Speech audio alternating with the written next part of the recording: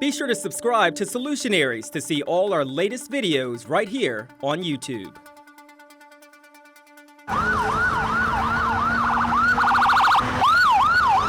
2021 was the worst year that we've had for fatalities in the state since 1981, and the second highest since they started collecting data in 1940.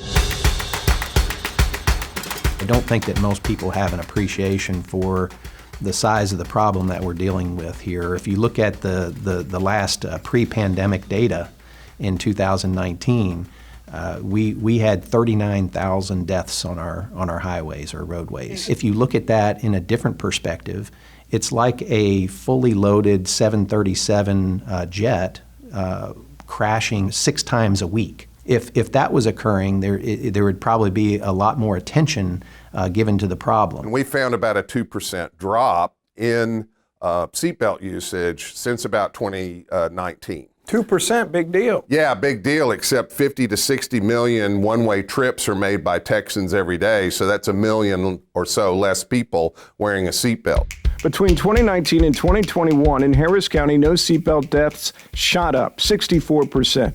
During the same period, speed-related deaths were up 54%. Drug and alcohol-related fatal wrecks up 47%. There seems to be a bit of a casual acceptance of that among the general population.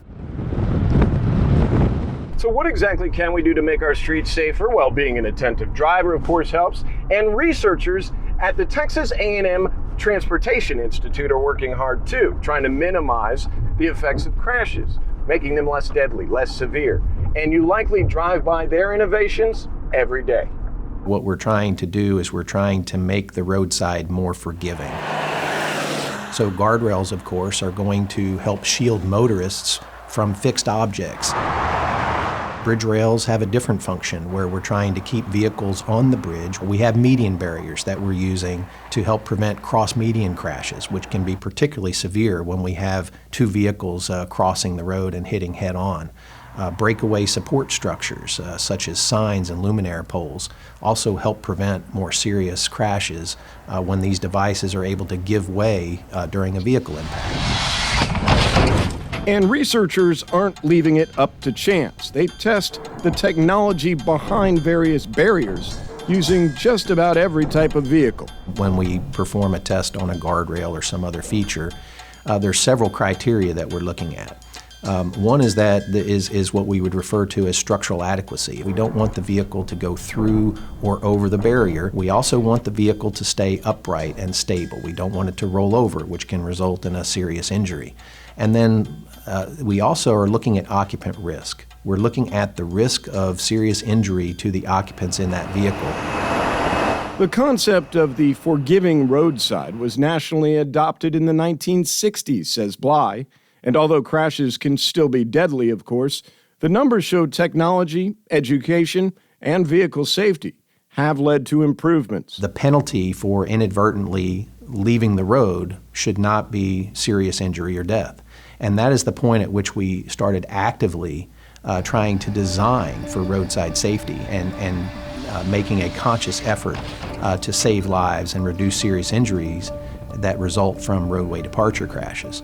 And so if you look at the data, maybe at the time that this principle was adopted in the 1960s, 1964, for example, there were approximately 47,000 deaths on our roadways in that particular year. So in terms of 2019 data now, we still have, unfortunately, a very serious problem with 39,000 deaths on our highways. Bly says the real proof here is in the scale of travel on our roads today. He says in 1964, there were nearly 6 deaths per 100 million vehicle miles traveled. Now, if the standards and death rate remained unchanged, by 2019, Bly says there would have been more than 180,000 deaths per year on Texas highways. The job is never done. The nature of these crashes that are taking place on the roadway are ever-changing and evolving. Stay up to date with our latest Solutionaries videos. Hit subscribe and leave us a comment below.